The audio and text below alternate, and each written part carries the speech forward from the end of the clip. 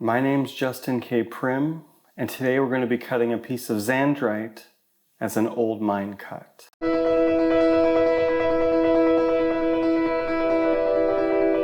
As a gem cutter, every stone that you cut is a learning experience, an opportunity to push yourself, push your boundaries, push your understanding of gemology and geometry.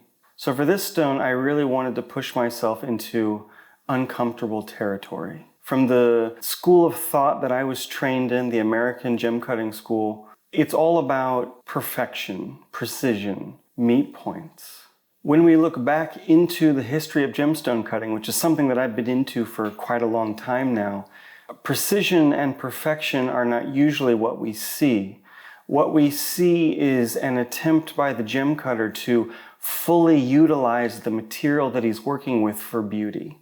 Now, whether that means the facets are all perfectly lined up or not is relatively inconsequential. What we're striving for, and what I'm learning to strive for, is perfection of beauty, perfection of charm, not perfection of getting every single angle and meet point correct. Because ultimately, when the final customer or the final wearer looks at the stone, what they're seeing is not the microscopic perfection of the gem cutter. It's the overall effect of the gem, the color, the flash, the shape. And as I go deeper on my gem cutting journey, I'm looking for these very, very subtle things that are influencing the overall look of the stone. Now, in my research lately, I've been immersed in the culture of France. And when I talk to the master gem cutters of Paris, the word that always comes up in the conversation is charm. Now, I think if we take the word charm into the American gem cutting world, it's not a word that we ever hear or use. Charm, it means nothing. It's all about the brilliance or the precision or the perfection or whatever. But in this exercise, with this piece of zandrite, what I'm looking to be able to express here is charm. Something with a soul, something with spirit, something that is unique unto itself. So in order to do this, I wanted to look at a historically accurate stone, the old mine cut. So this is a cut from the 1800s, something that is not at all perfect. The model that I started from was actually a 3D scan of an old diamond, and I had all of the angles and all of the numbers that I needed to be able to recut it perfectly. And so what I tried to do with this stone was not get every single angle perfect, get every single line to perfectly line up. What I wanted to do was make it look unique, look totally different than anything that you've ever seen before, something that is special. That's my exercise today. So as I'm going through the process of cutting all of the facets and shaping the stone by hand and eventually polishing everything to get all the scratches out and to get all of the full luster, the full color and light and reflection that we want out of the stone, this is what I have in my mind, is imbibing the stone with spirit, invoking life into something that by our normal definition of humanity is not alive, but which can simulate life. You know, the scintillation of the stone, the movement, the light, the energy that we see inside of the stone as we tilt it around and let it flash and dance and do all of the things that we love to see in gemstones. That's what I'm trying to express here. I'll go through the process and let's see how it's done. Starting with this raw piece of slab. I've taken it to the saw and cut off a piece that was the size and depth that I needed for this project. And the first step is always the shape, at least in my process. The first step is always the shape. So I'm going to hand shape the stone. I'm slowly patterning what I'm doing off of the original design that I'm working off of. So I've actually, in order to try to create something that's historically authentic and to sort of break my own mental barriers around perfection. It's very hard to make an outline that's not perfect. I've been trained in perfection, and I've, for years and years now, I've been trying to cut perfectly round stones or perfectly oval stones, and trying to not make wonky shapes. And today I'm going to very intentionally make a wonky but charming outline shape to build the rest of the design around. Starting with this shape, for me, this was really the hardest part. I actually cut out a little paper model of what I wanted to do and just held it against my stone so I'd have something to help me make an imperfect, perfect stone. So once the shape is finished, and I've hand ground that down just with my fingers and thumb, holding the stone, holding the rough piece against the lap. Once I'm happy with my outline shape, then we take it to the machine. You know, we're going to dop the stone with some wax. We're going to attach the stone onto my handpiece.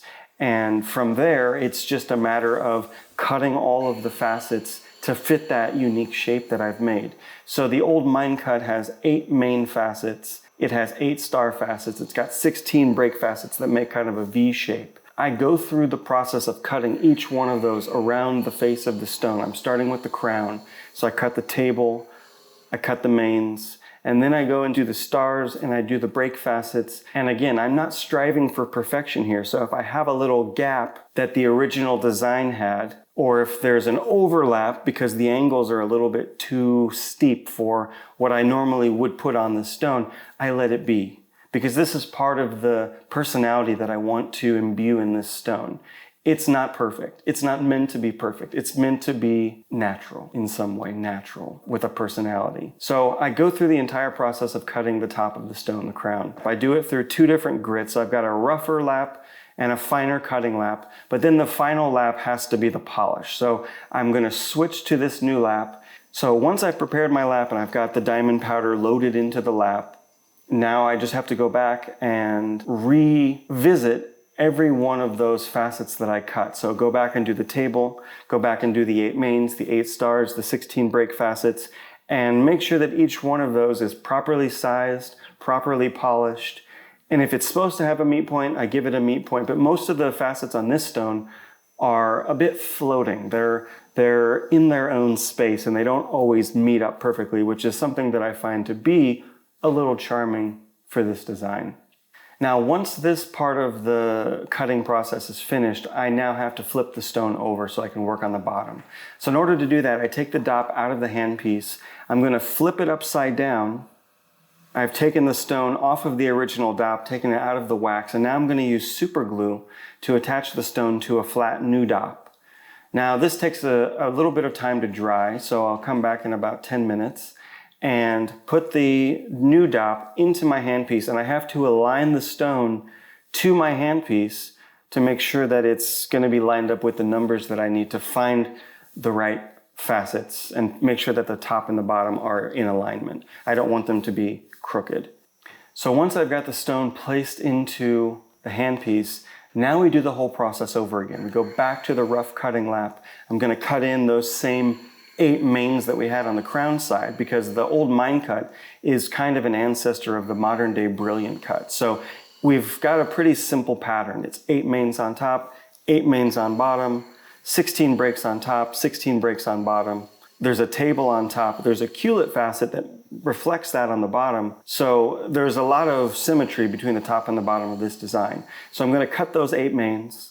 And then I'm going to go back and cut in the 16 break facets that kind of make a V shape around each main. But again, they don't all meet up. This is part of the original design. And this is something that we see when you look at historical stones. They're not perfect. They are far from perfect. And this model that I'm referencing, it was all over the place. I actually simplified it and cleaned it up a little bit to make it look a little bit better than the original stone did because it was just a little bit too crazy for my taste right now. So I'll go through and I'll cut each one of those 16 little triangles, those little break facets.